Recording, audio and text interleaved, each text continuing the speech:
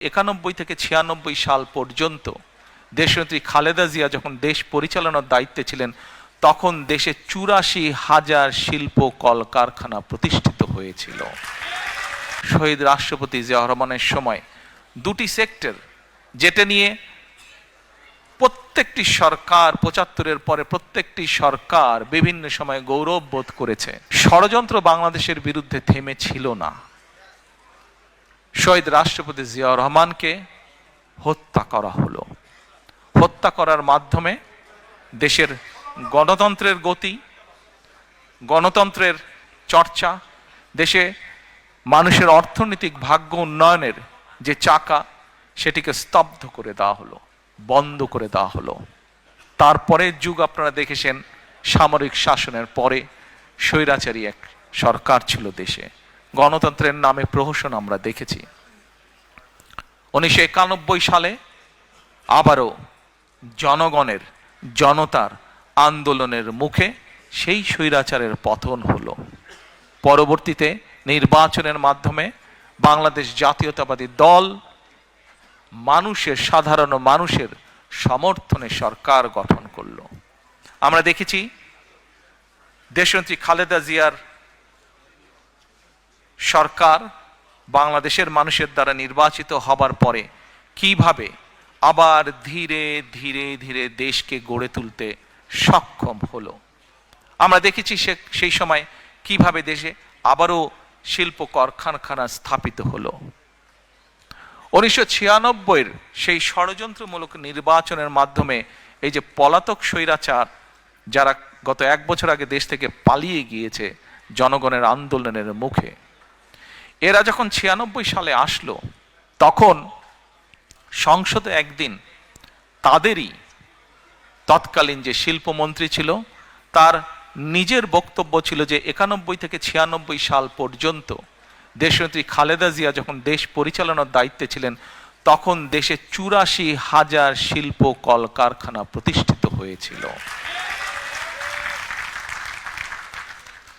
প্রিয় ভাই বোনেরা, 84,000 কলকারখানা প্রতিষ্ঠিত হয়েছিল। এই সংখ্যাটা দিয়ে বোঝা যায় যে দেশে সেই সময় উন্নয়নের গতিধারা চালু হয়েছিল। ঠিক একইভাবে যেমন শহীদ রাষ্ট্রপতি জিয়া রহমানের সময় দুটি সেক্টর যেটা নিয়ে প্রত্যেকটি সরকার 75-এর পরে প্রত্যেকটি সরকার বিভিন্ন সময় গৌরব বোধ করেছে। এক, বাংলাদেশের গার্মেন্ট শিল্প, দুই, প্রবাসীদের পাঠানো রেমিটেন্স। এটিও কিন্তু বিএনপি সরকারের করে যাওয়া, জিয়া রহমানের করে যাওয়া। প্রিয় ভাই বোনেরা, দেশনেত্রী খালেদা জিয়ার সময় আমরা কি দেখলাম? যেমন দেখলাম 84,000 শিল্প কারখানা স্থাপিত হলো, দেশের গ্রাম গঞ্জের রাস্তাঘাটগুলো আস্তে আস্তে পাকা হওয়া ধরলো,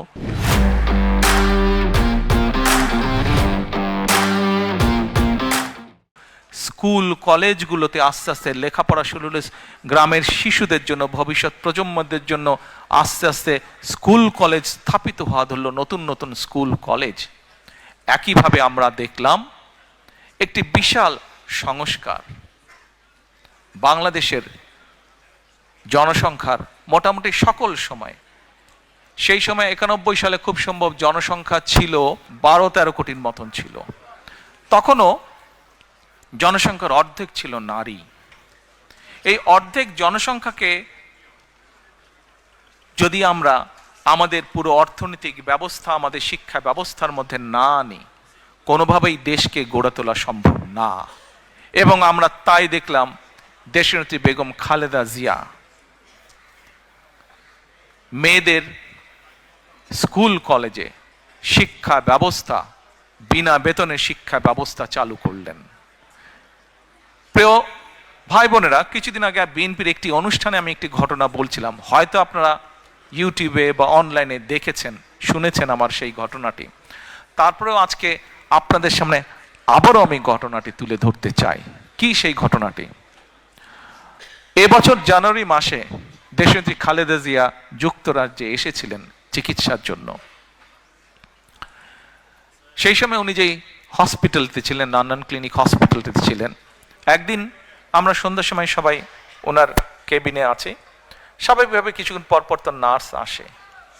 তো সেই সময় একজন নার্স আসলো। নার্সটা এসে আমরা যারা ছিলাম মোটামুটি আমাদের সবাইকে বলছে, আম্মার দিকে তাকিয়ে বলছে, আমি কিন্তু তোমাকে জানি তুমি কে। তো ওখানে তো বেগম খালেদা জিয়া ভর্তি আছেন, উনি বাংলাদেশের এক্স প্রাইম মিনিস্টার, এগুলো তো আছে। তো আমরা ভাবছি যে এটা তো সবাই জানে, এখানে যারা ডিউটিতে আছে সবাই তো জানবেই এটা। তখন নার্সটি নিজেই বলছেন, না, তোমার যেগুলো অফিসিয়াল প্রোটোকল আছে বা ছিল সেটা তো আমি জানি, কিন্তু আরেকটা ভাবে তোমাকে আমি চিনি এবং অনেক আগে থেকে তোমাকে আমি জানি।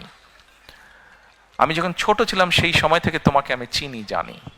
তো আমরা একটু অবাক হয়ে জিজ্ঞেস করলাম, কিভাবে তুমি ওনাকে চেনো? ওই নার্স যে, তার বাড়ি ছিল, দেশের বাড়ি হচ্ছে, শি ওয়াজ ফ্রম নাইজেরিয়া।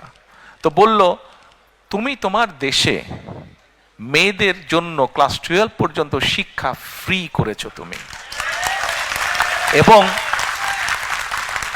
আমার দেশের সরকার তোমার এই পলিসিটা গ্রহণ করেছে, যার ফলে আমি বিনামূল্যে শিক্ষা পেয়েছি, পরবর্তীতে পড়ালেখা করেছি, আজকে আমি ইউকেতে এসে এখানে কাজ করছি।